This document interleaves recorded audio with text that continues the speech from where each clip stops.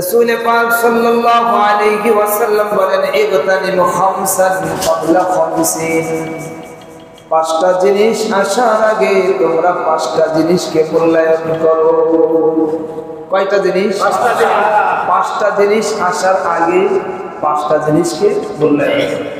কয় জিনিস আসার আগে? ওই জিনিস এসে গেলে আর ওই পাঁচ জিনিস আর থাকবে না।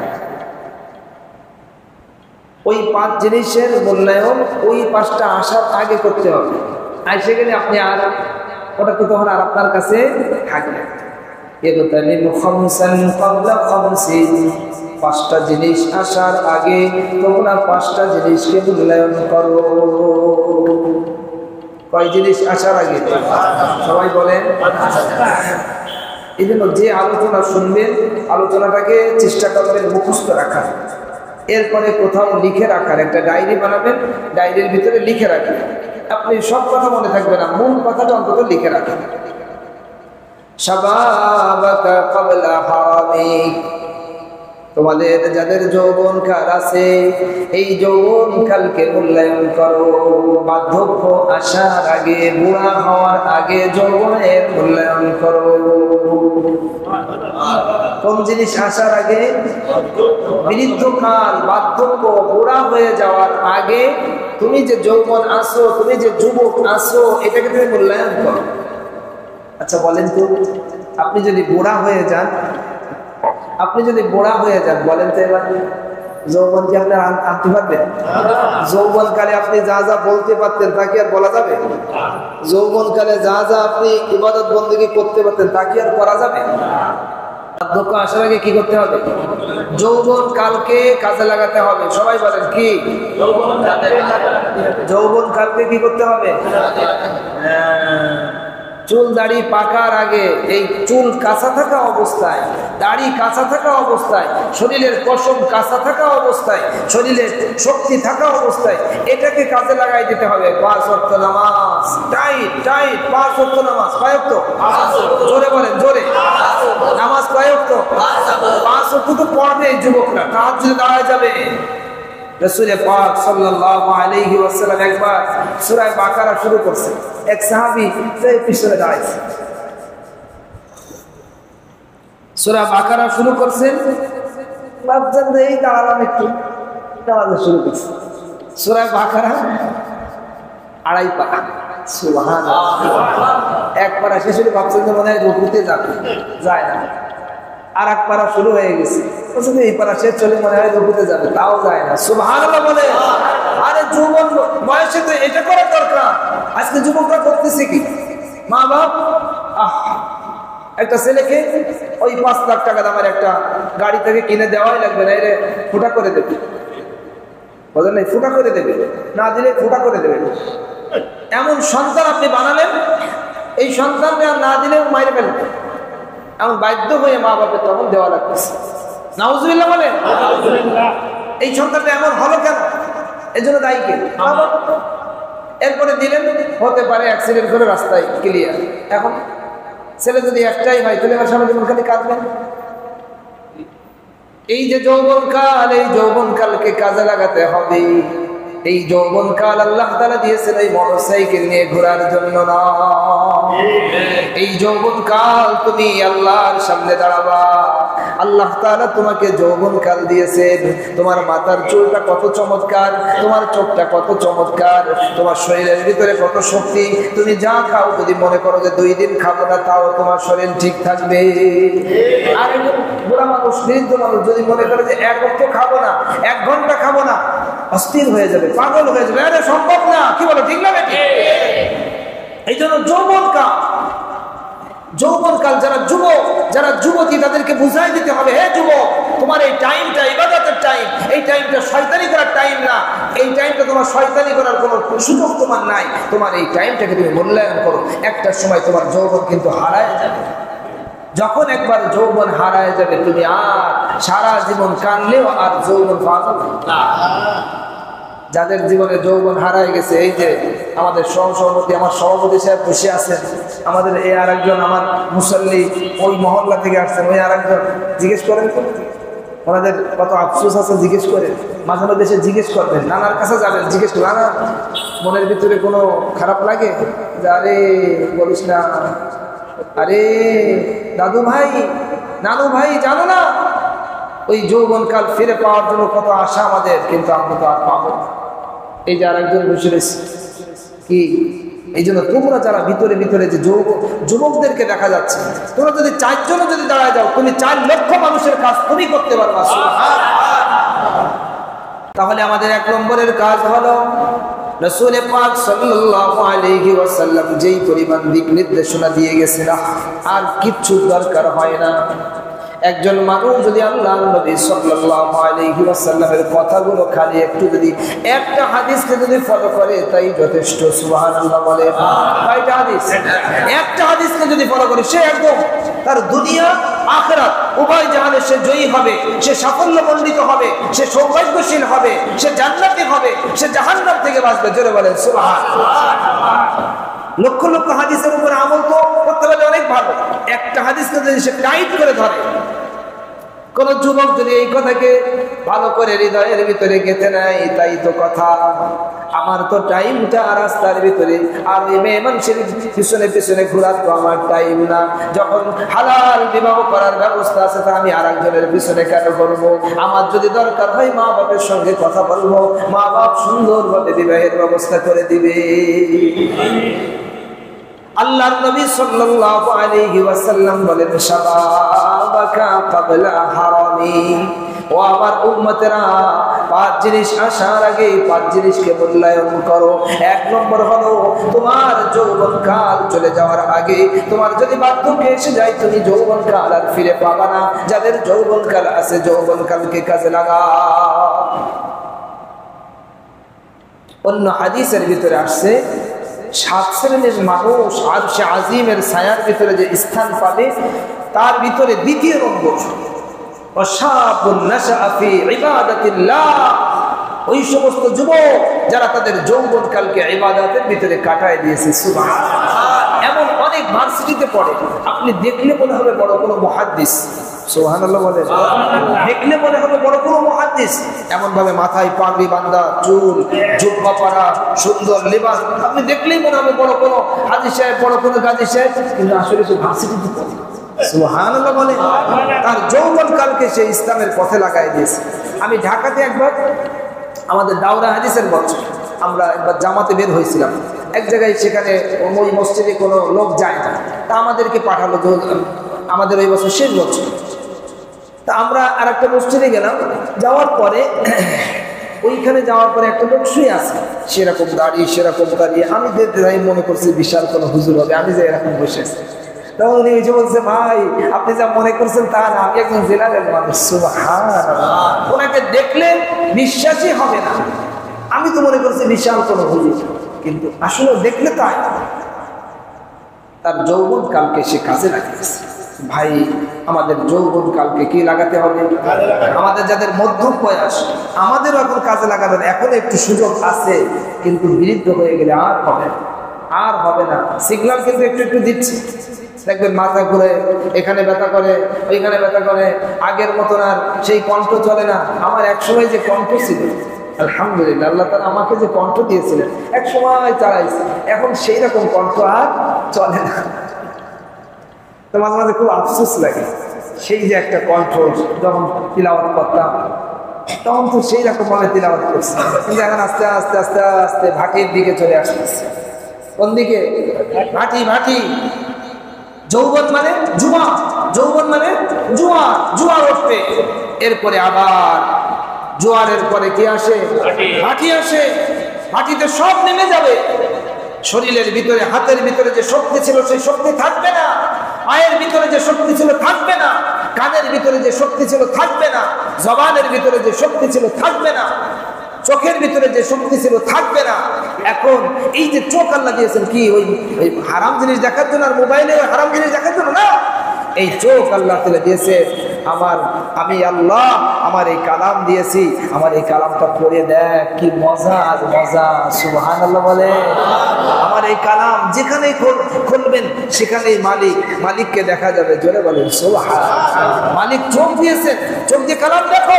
তুমি পড়তে পারো না, তাও মালিকের কালাম খোলো। আমি এর আগে কয়েকদিন আগে বললাম না, প্রত্যেকে একটা কোরআন শরীফ কিনবেন। শুরু করছেন আপনারা, প্রত্যেকে এক একটা কোরআন শরীফ চাই। আমি এক ভাইকে আমার কাছে টাকা দিয়েছিল, 500 টাকা দিলাম, আপনি একটা ভালো কোরআন, বড় একটা কোরআন শরীফ, তর্জমাওয়ালা কোরআন শরীফ 480 টাকা দিল, ওনাকে এনে দিয়ে দিলাম। সুবহানাল্লাহ। এই তো কাজ শুরু হয়ে গেল। একজনও যদি অগ্রসর হয় কম কিসে? কি কথা বলেন? একজন মানুষও যদি অগ্রসর হয় কম কিসে? একজনও কেন অগ্রসর হবে? 10 জন অগ্রসর হবে, 20 জন অগ্রসর হবে, আমরা সবাই অগ্রসর হব। প্রত্যেকের নামে নামে এক একটা কোরআন শরীফ থাকতে হবে। আমার একটা কোরআন শরীফ, এই কোরআন শরীফ আমার কবরে যাবে, আমার হাসরে যাবে। সুবহানাল্লাহ বলে। কোরআন শরীফ দেখে, এক বন্ধু যদি আর এক বন্ধুর কাছে যদি কোনো চিঠি পাঠায়, আর যদি সেরকম কঠিন বন্ধুত্ব হয়, তাহলে ওই চিঠির ভিতরে প্রত্যেক লাইনে লাইনে বন্ধুর ছবিটা দেখা যায়। কি বলেন? যার বন্ধুত্ব যেমন হবে সে ওই রকম দেখবে, যার বন্ধুত্ব দূরের হবে সে সেই রকম দেখবে, যার বন্ধুত্ব কাছের হবে সে তো এরকম ওই রকম দেখবে। ঠিক তেমনি ভাবে আল্লাহ পাক রব্বুল আলামিনের সঙ্গে যার গভীর সম্পর্ক হবে, সে মালিককে প্রত্যেক লাইনে লাইনে লাইনে লাইনে প্রত্যেকটা শব্দে শব্দের ভিতরে সে কেমন যেন মালিককে দেখতে পাবে। মান আমিলা সালিহান ফালিনাফসিহি ومن أساء فعليها وما ربك بظلام للعبيد।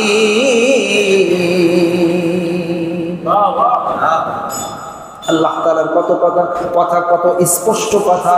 যেই ব্যক্তি কোনো ভালো কাজ করলো এটা তার নিজের জন্যই করলো। মান আমিলা সালিহান ফালিনাফসিহি, যে ব্যক্তি কোনো ভালো কাজ করলো, এখানে আপনারা যারা বসছেন, আমি বসছি, এই কাজ, এই যে ভালো কাজটা হচ্ছে কার জন্য?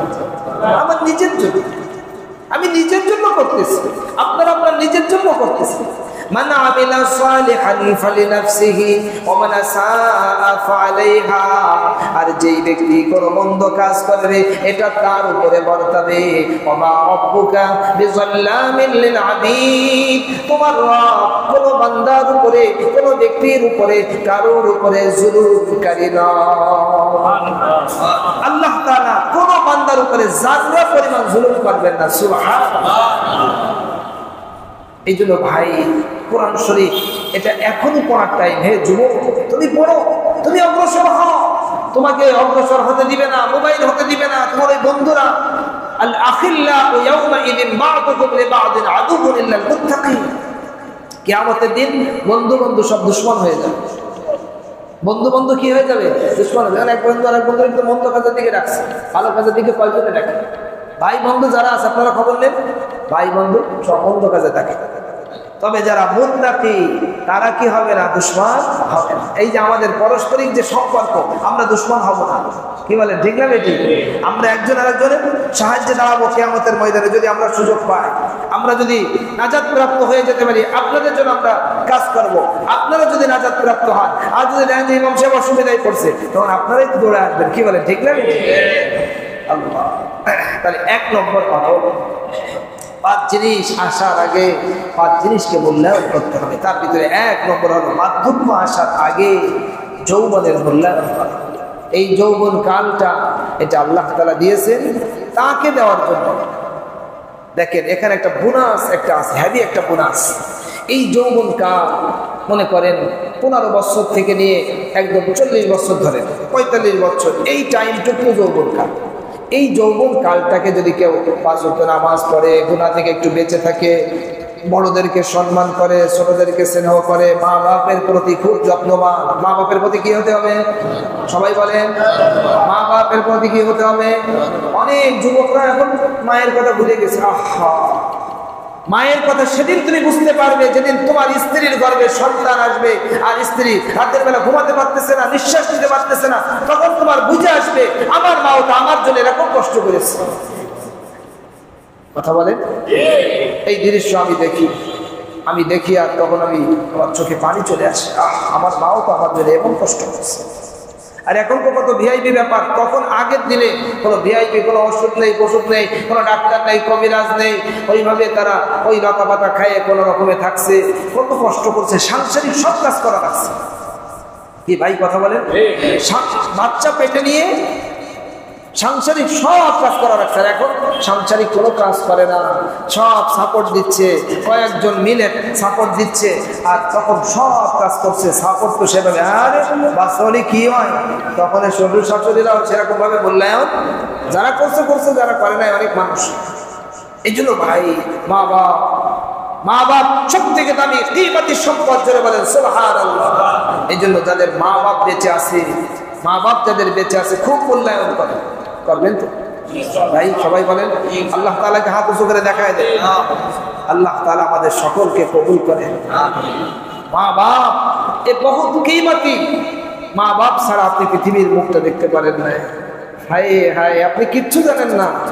আপনাকে পৃথিবীতে আনার জন্য আপনার মা বাপ কত জায়গায় গেছে, মনে করেন হচ্ছে না, কোনো বাচ্চা কাচ্চা হচ্ছে না, তখন এই হুজুরের কাছে গেছে, ওই হুজুরের কাছে গেছে, ওই ডাক্তারের কাছে গেছে। আমার এক বন্ধু আছে, বাচ্চা কাচ্চা হচ্ছে না অনেক দিন, আমরাও কত দোয়া করি যে আল্লাহ একটা সন্তান দেন, আল্লাহ ভাই ছেলে দেন, মেয়েদের যা দেবেন দেন, আল্লাহ একটা দেন, একটা নেক সন্তান দেন। আমরা অনেক দোয়া করতেছি, আল্লাহ তাআলা যেন দিয়ে দেন, বলেন না আমিন। অনেক দোয়া কালাম, কিন্তু এই সন্তান তো কিচ্ছু জানে না। ওই সন্তানের জন্য কত আলেম দোয়া করছে, কিন্তু দেখা যাচ্ছে বড় হয়ে সে আলেমের বিরুদ্ধে কথা, কিন্তু ও তো জানে না। আরে তোমার পৃথিবীতে আসার পিছনে তোমার মা বাপের যে অবদান, একজন আলেমের অবদান থাকতে, তোমার নামটা দেখা গেছে একজন আলেম রাখছে। আমি কত মানুষের নাম রাখছি, কত মানুষের নাম আমি রেখে দিচ্ছি, ফাতেমা, তারপরে আপনার মারিয়াম, তামিম, এরকম কত নাম রাখছে, আব্দুল্লাহ, আব্দুর রহমান, কত নাম রাখছে, হয়তো মানে 100 উপরে হবে যে নাম রাখছি। সুবহানাল্লাহ। এই জন্য ভাই মা বাপের খুব কি করা, সবাই বলে কদর করা। মায়ের দিকে যদি কেউ নেক নজরে তাকাই, কবুল হজের সওয়াব হবে, কবুল হজের সওয়াব হবে। মায়ের খিদমত করবেন, মায়ের মাথার ভিতরে আপনার কি বলে তেল লাগাই দিবেন, মায়ের শাড়িটা ধুয়ে দিবেন, মায়ের নখ কেটে দিবেন, মায়ের জন্য হাদিয়া দিবেন, দিবেন তো ইনশাআল্লাহ? হ্যাঁ, দিতে হবে, দিতে হবে। কথা বলে না, এসব কথা কারা কবে? আমরা ছাড়া আর কিরা কয়? স্কুল কলেজে এসব কেউ কবে না, কি কথা কয় না কেন? এগুলো আমরাই কব, টাইট করে কব, বলতেই থাকবো আমরা।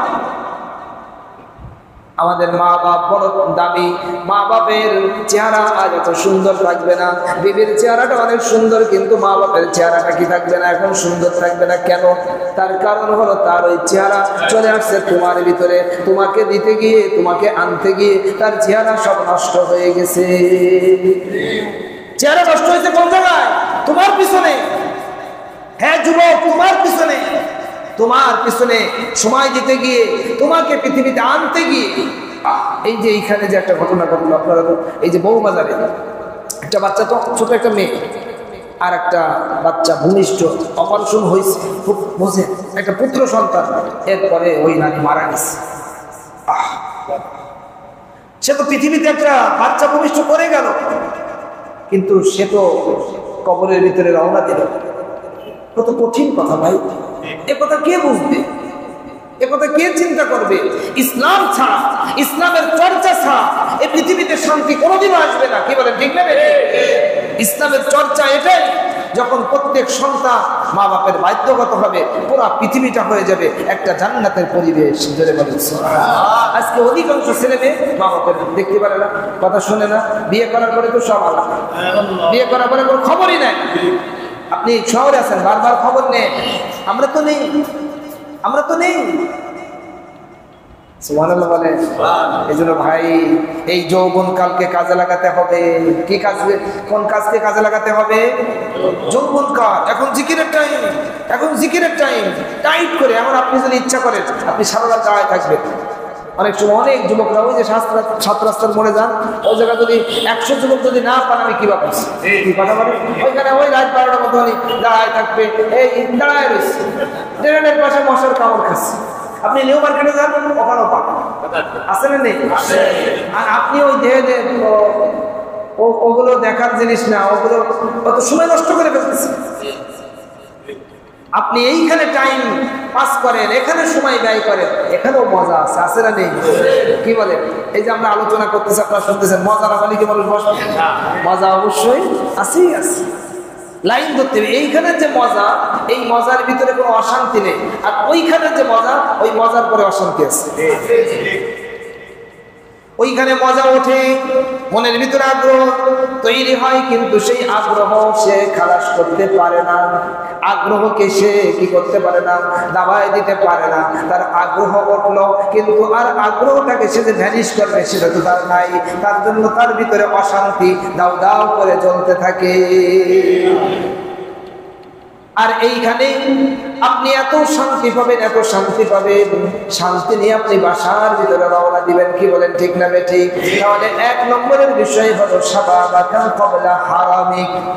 বার্ধক্য আসার আগে তোমরা তোমাদের যৌবন কালটাকে তোমরা হেফাজত করো। এই পয়েন্টের উপরে যদি আরো 2-3 ঘন্টা কথা বলতে চাই, কথা বলতে নবীজি সাল্লাল্লাহু আলাইহি ওয়াসাল্লামের একটা হাদিসের উপরে মানুষ যদি আমল করে যথেষ্ট, আর লাগবে না একটা হাদিস। এই হলো 1 নম্বর। দ্বিতীয় নম্বর, আজকে আমরা সুস্থ আছি, যে যতটুকু আছি, মসজিদে আসার মতো একটা শক্তি আছে, আছে না নেই? এরপরে বিশ্বনবী বলেন, অসুস্থ হয়ে যাওয়ার আগে তুমি যে সুস্থ আছো এটাকে তুমি মূল্যায়ন করে ধরে রাখো। আজ তুমি সুস্থ আছো, ওই এখানে যাচ্ছ, ওখানে যাচ্ছ, নামাজ নেই, কালাম নেই, হঠাৎ তুমি যখন অসুস্থ হয়ে পড়বা আর তুমি নামাজ পড়তে পারবা না। হাই হাই, এক যুবক, তার ঘটনা আপনাদেরকে শোনায়। এটা 2-3 বছর হয়ে গেছে। মোটরসাইকেল আসতেছে, ফোর্স মোটরসাইকেল আসার সময় এমন ভাবে অ্যাক্সিডেন্ট করছে, অ্যাক্সিডেন্ট করে একটা পা নষ্ট হয়ে গেছে। এরপরে বাসায় পড়ে আছে, স্ত্রী চলে গেল, স্ত্রী নাই, কয়দিন থাকে, এরপরে স্ত্রী নাই, স্ত্রী চলে গেছে। এর কাছে কি থাকবে? এই লুলো মানুষের কাছে কিরা থাকে? এই পাও পছন্দ ধরে, এই হয় সেই হয়, বাড়ির থেকে আর সে সুস্থ হয়ে বের হতে আসে। সুস্থতা এত বড় নিয়ামত, এত বড় নিয়ামত, এত বড় নিয়ামত ভাই। এই জন্য আল্লাহ তাআলার কাছে সব সময় সুস্থতা চাও। আল্লাহ আপনার কাছে সুস্থতা নিয়ামত ভিক্ষা চায়, আল্লাহ আপনার কাছে সুস্থতা নিয়ামত ভিক্ষা চায়। কথা বলেন, ভিখারির বেশি আল্লাহর কাছে চাইতে হবে। এই জন্য সুস্থতা এত বড় এক নিয়ামত, এই নিয়ামতকে ফুর্তি করা কত। এই সুস্থ থাকা অবস্থায় আজই আপনি জিকির করে রাখেন, কালকে সুযোগ যদি না পান। মাঝখানে একটা কথা বলতে ভুলে গেছি, যে যুবকদের কথা বলতেছিলাম, যদি আপনার এই যৌবন কালটাকে যদি আপনি ঠিকঠাক মতন যদি ভালোভাবে পার করতে পারেন, খুব নামাজ পড়ছেন, জিকির করছেন, রমজানে রোজা রাখছেন, যাকাত দিচ্ছেন, হালালভাবে ইনকাম করছেন, এইভাবে করে করে চলছেন, এরপরে মনে করেন আপনার বয়স 40 বছর 45 বছর, আপনি এখন আর এরকম জিকির করতে পারেন, অসুস্থ হয়ে গেছে, আপনি আর এরকম নামাজ পড়তে পারেন না, তাহাজ্জুদে আগে উঠতেন এখন আর পারেন না, আওয়াবিল পড়তে না তো পারেন না, দাঁড়ায় থাকতে পারেন না। আল্লাহ তাআলা আপনার জন্য ফেরেশতাকে বলে দেবে, এই ফেরেশতা, কি আমার এই বান্দা যৌবনকালে যা যা করত সব ওর আমলনামায় লিখে দাও। কেমন লাগবে? এটা মজা না?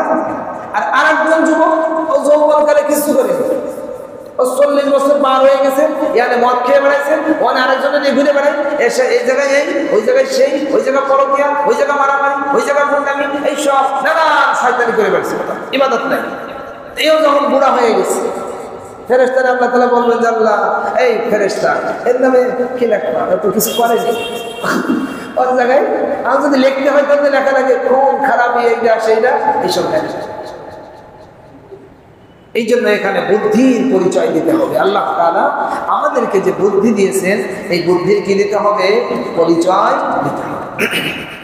তাহলে 2 নম্বর হলো, অসুস্থ হয়ে যাওয়ার আগে সুস্থতাকে কি করতে হবে? সুস্থতাকে খুব কাজে লাগাতে। এখনই আপনি আজকেই নামাজ আজকেই পড়ে ফেলেন, আজকের জিকির আজকেই শেষ করেন, আজকের তওবা আজকের দুরূদ শরীফ, সবাই 100 বার দুরূদ শরীফ পাঠ করবেন। বলেন তো সাল্লাল্লাহু আলাইহি ওয়াসাল্লাম। এই দুরূদ শরীফ 100 বার পড়া যাবে না ইনশাআল্লাহ? প্রতিদিন পড়বেন। আর মাঝে মধ্যে আমার সাথে একটু পরামর্শ করলেন, হুজুর এটা করতেছি, আর একটা কাজ দেন, এরকম কাজ নিতে পারবেন না ইনশাআল্লাহ? আমি আপনাদের একটা কাজ দেব, ইনশাআল্লাহ। আর একটা কাজ দিয়ে দিলাম, সূরা ইখলাস পড়েন, কুল হুয়াল্লাহু আহাদ আল্লাহুস সামাদ লাম ইয়ালিদ ওয়া লাম ইউলাদ ওয়া লাম ইয়াকুল লাহু কুফুয়ান আহাদ। পড়তে থাকে। আপনার যারা বন্ধু আছে, আপনার বন্ধু আজকে যারা একসাথে আপনারা চলাফেরা করেন, বন্ধু বান্ধব, এইসব বন্ধুদেরকে শিখাই দেন, এই বন্ধু, দোস্ত আমার, হে আব্দুর রহমান, হে আব্দুল কারিম, হে অমুক, হে তমুক, এই তোমরা দুরূদ শরীফ পাঠ করো, এই ইস্তেগফার পাঠ করো, সূরা ইখলাস পাঠ করো, সুবহানাল্লাহ বলেন। তাহলে দুইটা হলো, দুইটা জিনিস আসার আগে দুইটা জিনিসকে মূল্যায়ন করা। 3 নম্বর, ধনাঢ্য থাকা অবস্থায় দারিদ্রতা আসার আগে তুমি যে এখন একটু ধনাঢ্য অবস্থার ভিতরে আপনি যে আছেন, এটাকে মূল্যায়ন করেন। এখন আপনার কাছে টাকা পয়সা আছে, খালি যেখানে সেখানে এই কিনে তা কিনে এখানে সেখানে খরচ করে ফেললেন, এখন আপনি ফকির হয়ে গেছেন। এখন আপনি একজন ভিক্ষুক আসছে, ভাই কিছু এই তো পকেটে কোনো টাকা নেই, দেবেন কোথায়?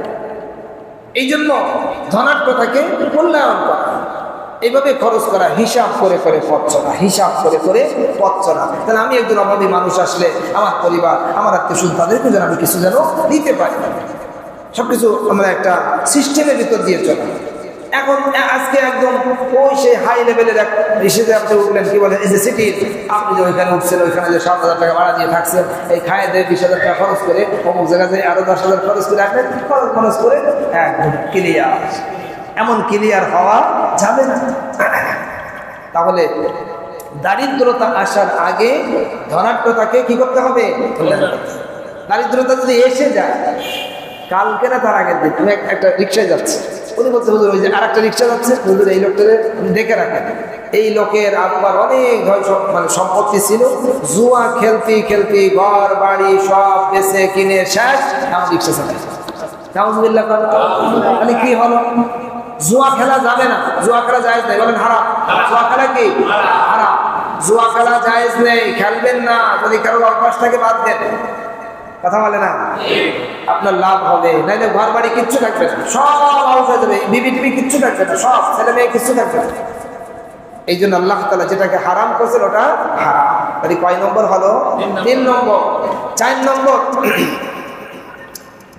ফারাগাকা ক্বাবলা শুগলিক, তুমি ব্যস্ত হয়ে যাওয়ার আগে তুমি এখন যে অবসর সময় এটাকে কাজে লাগাও। এখন আপনার হাতে তেমন কোনো কাজ নেই, আপনি ভাবতেছেন এই সময়টা কি করব, যাই ওই জায়গাতে একটু ঘুরে আসি, যাই ওই জায়গায় একটু আড্ডা দিয়ে আসি। মানুষ তো এইটা করে।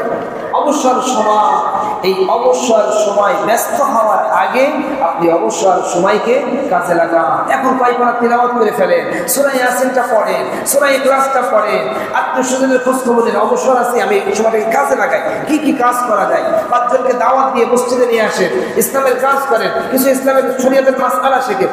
একটা মাসআলা শিখলে 1000 রাকাত নফল নামাজ পড়ার চাইতে বেশি সওয়াব। কয়টা মাসআলা? একটা মাসআলা। আপনারা তো শিখতেছেন না, আমরা তো বসে আছি, ওই কেউ তো আসে না, কেউ তো আসে না। 2-1 মাস মধ্যে হয়তো ওই ভুলে ভালে আসে আর কি, সেরকম টাইট ফিট। আপনি আসবেন রানিং, আপনার দরকার, আপনি হাজারো জিনিস আপনি জানেন না, কথা বলেন না কেন? আপনি হাজারো জিনিস জানেন না, শরীয়তের বিষয় আপনার উপর ফরজ হয়ে গেছে, আপনি জানেন না। আপনি রানিং আসতে থাকবেন, আসবেন তো। এই বিশেষ করে যুবকরা আপনারা আসবেন, হ্যাঁ যুবকরা তোমরা আসবা, আপনারা যারা মধ্যম বয়স আপনারা আসবেন। রানিং, খালি ঘুরতে থাকতে হবে, খালি শিখতে থাকতে হবে। শেখা আর শিখা, শিখে নিয়ে আপনি শিখাবেন, শিখে নিয়ে আপনি শিখাবেন। আমরা এক জায়গাতে শিখছি, আপনাদেরকে শিখাচ্ছি, কি বলে ঠিক না? ঠিক একই। আপনি শিখেন, এবার আপনি চলে যাবেন বিভিন্ন জায়গায়, বিভিন্ন কোম্পানি, বিভিন্ন চাকরি বাকরি, বিভিন্ন জায়গায় চলে যাবেন, সেখানে আপনারা শিখাচ্ছেন। সুবহানাল্লাহ বলেন। আল্লাহ, জানা থাকা লাগবে তো। সৌদি আরবে আমরা যখন 16 সালে হজে গেলাম, মাতাফে বসে আছি, তখন ওরা তো অনেকে দেখবেন ওই সৌদিরা ওরা পোশাক পরে আপনার এই টাকলুগিরা নিচে, টাকলুগিরা নিচে। আমি তো জানি যে এগুলো জায়েজ নেই, কি নেই? জায়েজ নেই। হাদিস বুখারী শরীফের হাদিস, মা আসফালা মিনাল কাবাইনি মিনাল ইজারি ফিন্নার, টাকলুগিরা নিচে যদি কাপড় যায় এটা জাহান্নামের ভিতরে যাবে। কোন জায়গা যাবে? আমার পাশে যে বসা মানে বিদেশি আর কি, তার সাথে আমি একটু কথা বললাম, ভাই আপনি আইনা বিলাল, তোমার দেশ কোথায়? বলছে দেশ কোন দেশ যেন বলছিল, ভালো মনে নেই, 11 বছর আগে কথা। আমি জিজ্ঞেস করে আমি বললাম যে বাংলাদেশ। না বাংলাদেশ, আচ্ছা আমি বাংলাদেশ থেকে আসছি। হ্যাঁ, এরপরে এক পর্যায়ে কথাবার্তা, তারপরে আমি বললাম বিভিন্ন কথা হচ্ছে, দাড়িটাও সেভাবে রাখে না। তাই বললাম যে লিমান লেহিয়া লেহিয়া, এটা ছোট কেন, আরো লম্বা করো না কেন? তারপরে এই পোশাকের বিষয়ে কথা হচ্ছে, তখন ও বলছে আমি তো জিজ্ঞেস করছি আল আজহার বিশ্ববিদ্যালয়ের কথা বলছি। শোনেন, মানুষ অনেক কিছু জানে কিন্তু মানে না। তখন আমি হাদিস বললাম। আমি যখন বলা শুরু করছি, আমার পাশ থেকে আরো 2 জন আসছে আমার পক্ষে। মা আসফালা মিনাল কাবাইনি মিনাল ইজারি ফিন নার, বুখারী শরীফের হাদিস। মা আসফালা মিনাল কাবাইনি মিনাল ইজারি ফিন নার। তাহলে এটা আমার জানা থাকার কারণে আমি ওইখানে গিয়ে আমি কথা বলতে পারতেছি। তা আপনি ওরকম দেখা যাবে ভার্সিটির এক জায়গায় গেছেন, একটা কথা হচ্ছে, ভুলভাল কথা হচ্ছে, আপনি কিন্তু সঠিক আপনি জানেন, তখন আপনি কথা বলবেন, সব বন্ধ হয়ে যাবে। সুবহানাল্লাহ। এই জন্য ব্যাপকভাবে আমাদের শিখতে হবে ভাই, শিখার দিকে অগ্রসর শিখবেন ইনশাআল্লাহ। এরপরে কয় নম্বর গেলাম? 4 নম্বর হলো মানে ব্যস্ত হয়ে যাওয়ার আগে অবসর সময়কে কাজে লাগান। এরপরের কথাটা খুব কঠিন কঠিন কঠিন কথা। মৃত্যুবরণ করার আগে তোমার যে হায়াতাকা ক্বাবলা মাউতিক, হায়াতাকা ক্বাবলা মাউতিক, তোমার এই হায়াত, তোমার এই সময়টাকে তুমি কাজে লাগাও মৃত্যুবরণ করার আগে। আপনি যদি এখন মরে যান, আমি যদি এখন মরে যাই, অনেক ইচ্ছা ছিল এই করবো সেই করবো, কিছু আর করা যাবে। এই জন্য আজ দেখেন, নিজেই সিদ্ধান্ত নেওয়া, ভালো কাজের দিকে অগ্রসর হওয়া, এই হায়াতকে মূল্যায়ন করা। মৃত্যুবরণ করার আগে হায়াতকে কি করতে হবে? মূল্যায়ন করতে হবে। তাই ওই 5টা জিনিস আসার আগে 5টা জিনিসকে মূল্যায়ন করা। আমার আলোচনা শেষের দিকে নিয়ে যাচ্ছে, একেবারে শেষ চলে আসছে। শুধু 5টা জিনিস কি কি, কোন জিনিস আসার আগে কোন জিনিসকে মূল্যায়ন করতে হবে, যাতে আপনারা গুনে নেন। 1 নম্বর কি বলেন তো? যৌবন। যৌবনকে ঠিক রাখতে হবে। আবার অনেক যুবক আছে যারা যৌবন কালকে ঠিক রাখতেছে না, এইটা ওইটা খায়, মাজা মোজা সব নষ্ট করে যাচ্ছে, গাল সনের ভিতর ঢুকে যাচ্ছে। একজন যুবক মানুষ ঠেলাঠেলি মক্কায় চলে যাবে। ওদেরকে একটু বোঝায়, বলেন আরে তুই যুবক। এই পাশে একজন যুবক ছিল আমাদের, সেই যুবকটা নেশা করতে করতে বুঝলেন এরা বাঁকা হয়ে গেছে, বিয়ে সাথে তার হবেই না, বাঁকা হয়ে একদম আর কি কথার কথা। দেখেন তাহলে 1 নম্বর হলো যৌবন কাল। বলেন সবাই 1 নম্বর কি? বার্ধক্য আসার আগে যৌবন কালকে মূল্যায়ন করা। 2 নম্বর সুস্থতা। 2 নম্বর সবাই বলেন সুস্থতা। অসুস্থ হওয়ার আগে সুস্থতাকে মূল্যায়ন করা। 3 নম্বর আপনার দারিদ্র, মানে আপনার যে ধনাঢ্যতা, আপনি যে একটা ভালো অবস্থায় আছেন, এই যে টাকা পয়সা ধন দৌলত, এটাকে আপনি একদম মানে যেখানে সেখানে খরচ করে একদম শেষ করে দেবেন না।